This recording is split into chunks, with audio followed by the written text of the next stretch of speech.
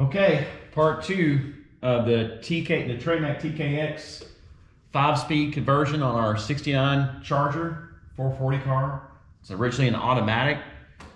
We're learning some things on these Silver Sport conversions. We just finally got the run out in with the offset dowel pins. This takes a long time to do, but basically we got it down. You do your total indicated run out, you find the high spot, and then you zero it back out and you divide that by 2.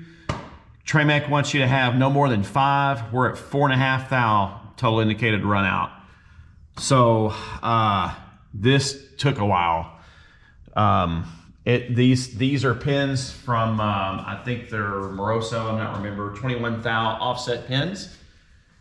Here's something you got to realize when you, and I'm assuming it's with the other makes too, if you have a stroker engine with an aftermarket crank, it's very possible the flywheel that they send you from Silver Sport's not going to fit.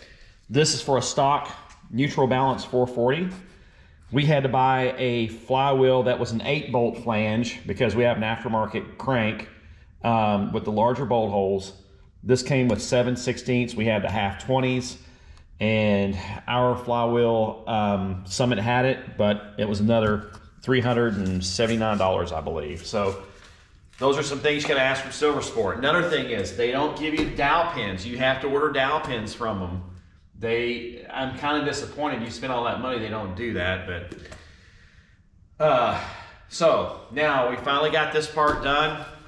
Got the run out done on the bell housing. Now the dowel pins are set. Now we can go ahead and set the clutch. So anyway, hope everybody's having a good day.